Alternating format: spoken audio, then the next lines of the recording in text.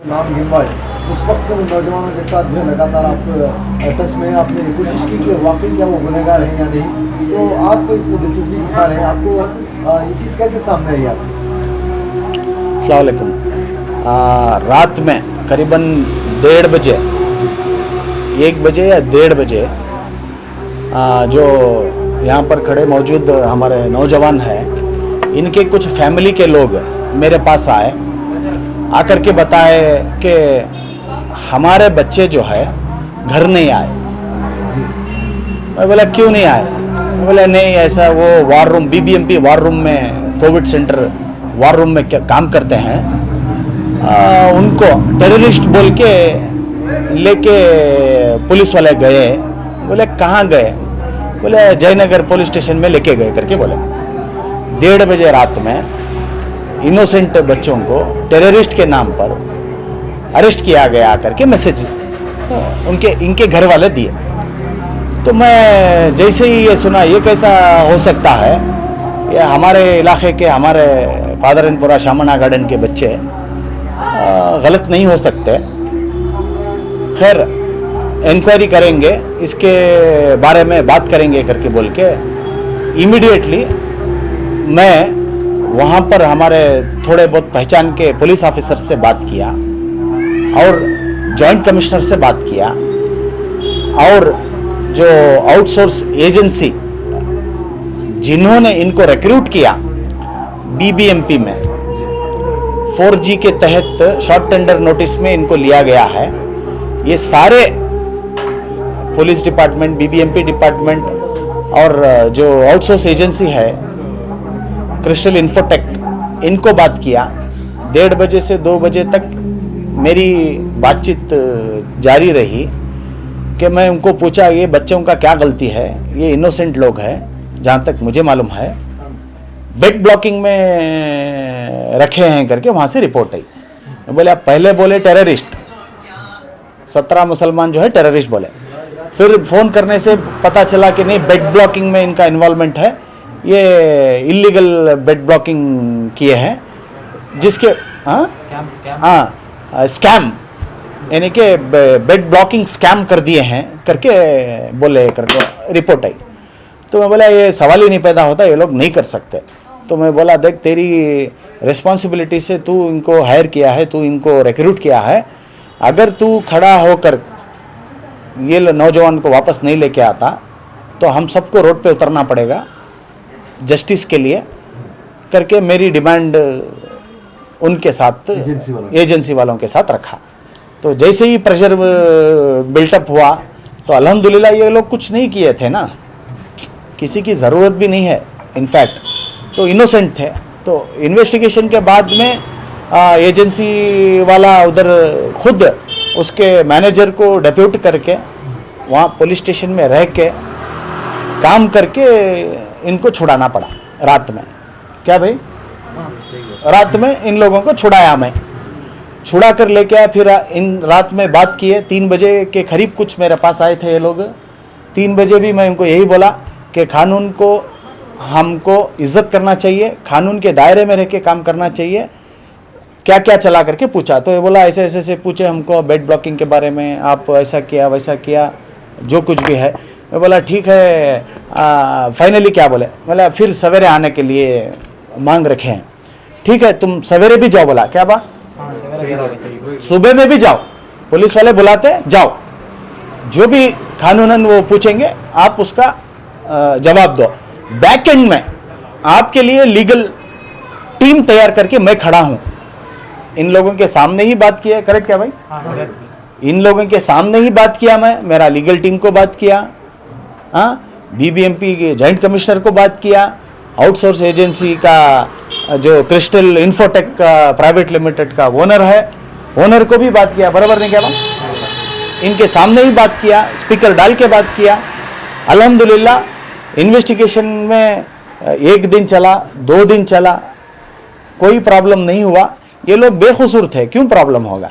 Sir finally ये सवाल बनता है, अगर ये इन लोगों का कोई उसमें वो नहीं था तो फिर तेजस्वी सूर्या ने पर्टिकुलरली इन लोगों के नाम क्यों लिया?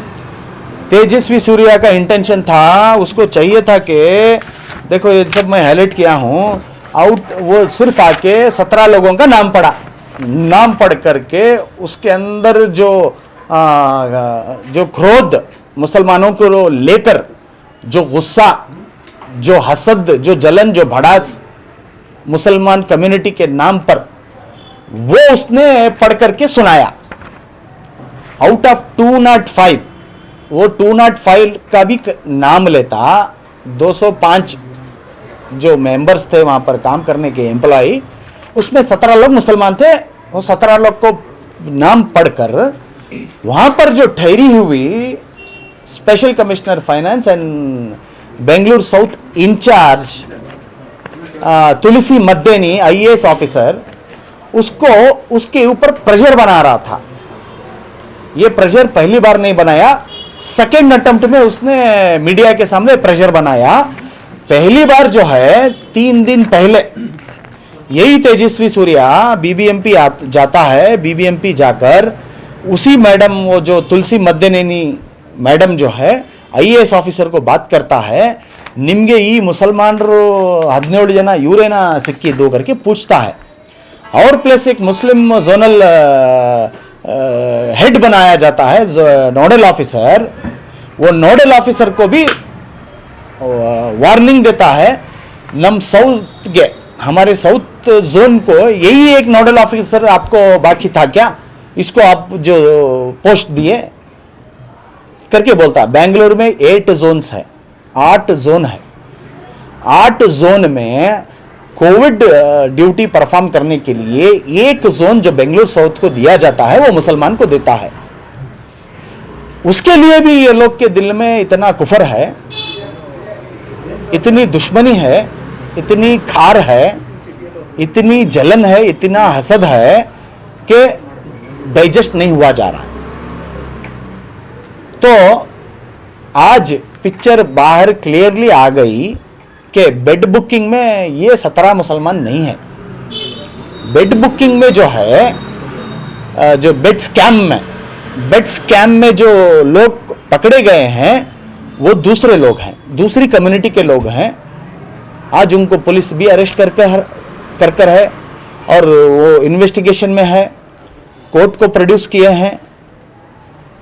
ये सरासल जो चामराजनगर का इंसिडेंट है, चामराजनगर के इंसिडेंट में जो लोग मरे due to non supply of oxygen in time, ये इशू डाइवर्ट करने के लिए ये जो गवर्नमेंट का इनका जो फेल्यूर है, जो लोग मर रहे हैं दिन रात, हर घंटे हर लोगों को, हर किसी को एक खबर आती है कि आज ये फलां शख्सियत मर गया, कल वो फलां शख्सियत मर गया, यही रिपोर्ट आ रहे हैं। और हमारा फोन बजता है, फोन आया तो सिर्फ कोई फोन करेगा बेड है क्या करके, कोई फोन करके पूछेगा ऑक्सीजन सिलेंडर मिलेगा क्या करके, कोई पूछेगा ICU है करके, कोई पूछता है वेंटिलेटर है क्या करके।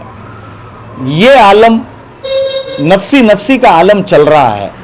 ऐसे आलम में चाहिए कि हिंदू मुसलमान, हर कम्युनिटी के, हर पार्टी के लीडर्स, जो कोई भी हो, सब मिलजुल कर एक साथ खड़े होकर लोगों की खिदमत करें, लोगों का काम करें, लोगों के लिए कुछ हम ऐसा करें जिससे ये बीमारी से बाहर आए, और ये बीमारी जिसको पकड़ती है उनको हम सर्विस दें, और उनके लिए हम हॉस्पिटल्स को, उनके लिए हम पेशेंट्स को, उनके लिए ऑक्सीजन सप्लाई करने का काम, उनके लिए मेडिसिन सप्लाई करने का काम, उनके लिए जो भी हमसे हो सके वो काम करना है।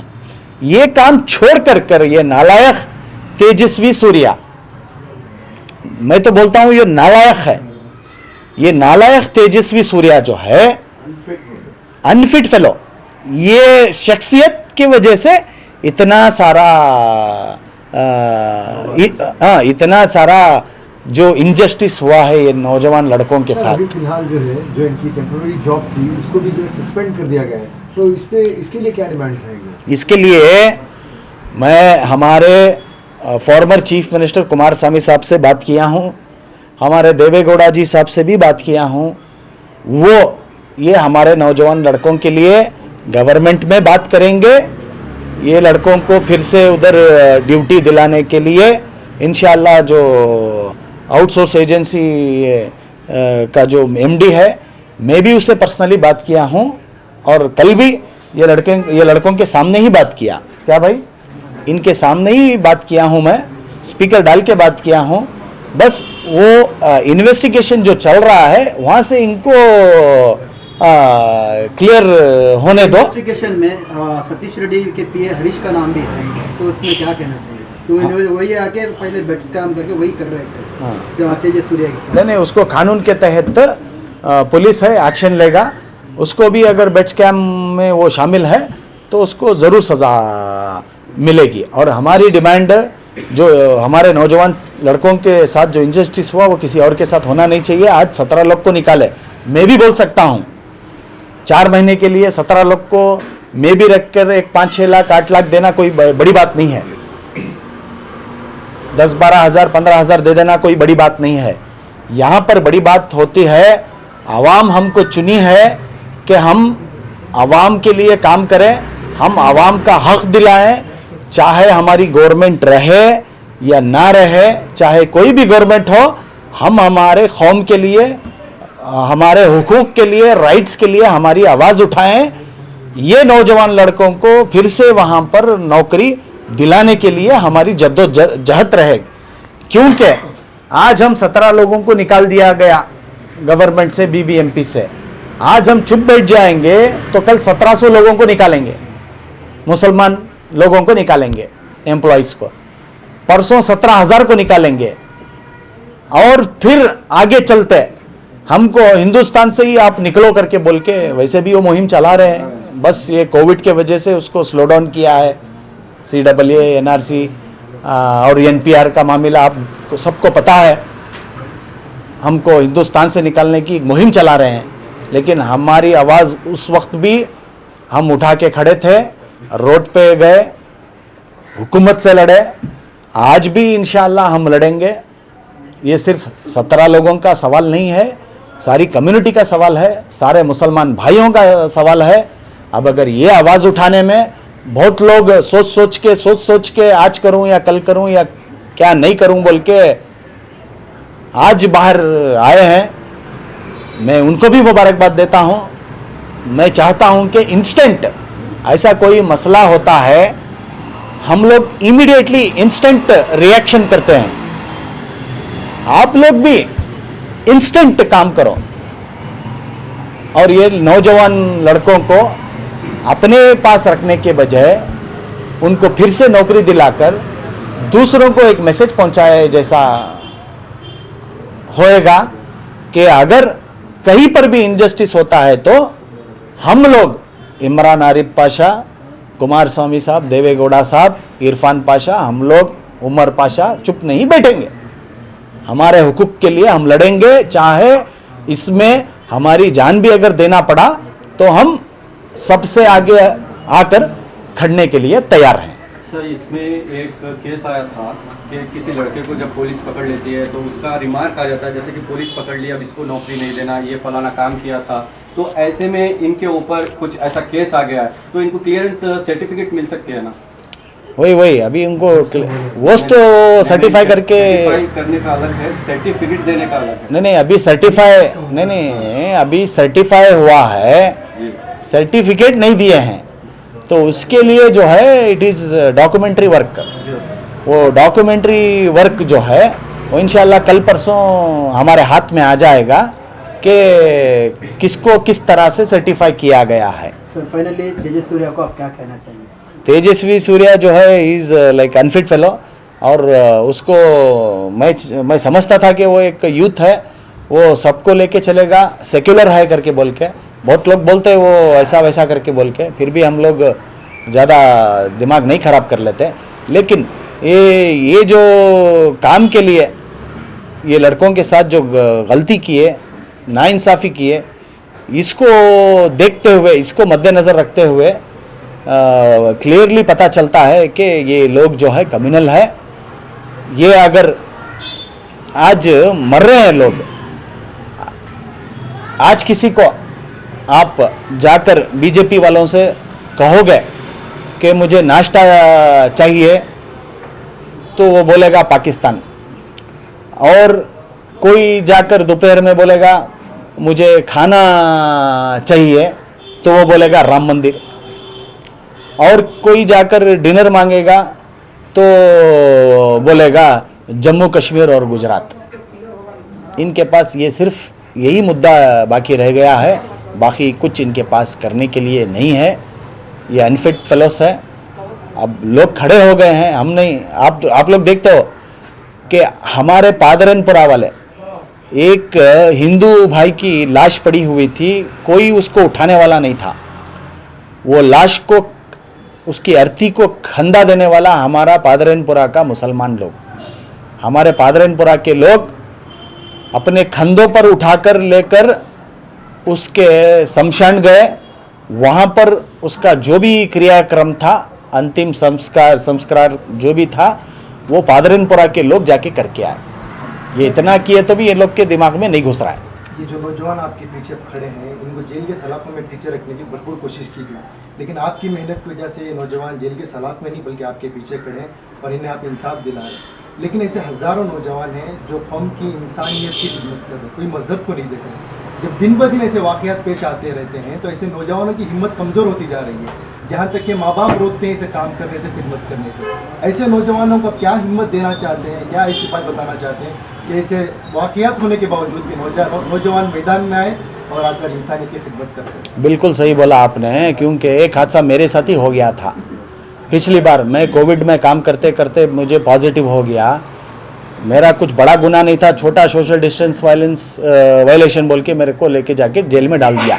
लेकिन अफसोस की बात है, कोई एक मुसलमान, हम लोग 17 लोगों के लिए खड़े हैं आज, कोई एक मुसलमान एमएलए भी हमारे हक में, हमारा कारपोरेटर मुसलमान जो है ये लड़ा तो किसके साथ लड़ा, ये आवाज़ उठाया तो किसके लिए उठाया, ये खिदमत किया तो किसके लिए किया, इसको क्यों लेके जाके जेल में डाले बोल के ये मुसलमान एमएलए भी उठकर सामने आकर आवाज़ नहीं उठाया। लेकिन मैं उनमें से नहीं हूँ। मुझे पता है हम लोग यहाँ पर 1000 या 5000 साल जीने के लिए नहीं आए। फॉर योर काइंड इंफॉर्मेशन, 1000 या 5000 साल जीने के लिए नहीं आए। आज की हालात को देखेंगे तो आज है सो हम कल नहीं है। जब तक हमारी जान बाकी रहेगी, हम लोग जो है, ऐसा कहीं पर भी इनजस्टिस होता है, मुझे जेल में डाला गया, मुझे पुलिस स्टेशन में बिठाया, मुझे टॉर्चर किया गया, फिर भी बावजूद उसके मैं फिर आज भी वही दिल लेके खड़ा हूं, वही जिगर लेके खड़ा हूं, वही हिम्मत लेके खड़ा हूं, वही हौसला लेके खड़ा हूं, वही हिम्मत से बात करता हूं, वही हिम्मत से फेस भी करूंगा इंशाल्लाह। भले इसमें मुझे वो कुछ भी करे, मेरे लोगों के लिए, इंसानियत के लिए, मेरे भाइयों के लिए मैं कभी भी पीछे नहीं हटा और आइंदा भी नहीं हटूंगा। जो कोई भी हक का काम करता हो वो गर्व से करे, किसी को मदद करता है तो गर्व से करे, किसी को साथ देता है तो भी गर्व से करे। इंशाअल्लाह अच्छे कामों के लिए हमेशा हम थे, आज भी हैं, और जब तक अल्लाह की मर्जी रहेगी तब तक भी हम खड़े रहेंगे।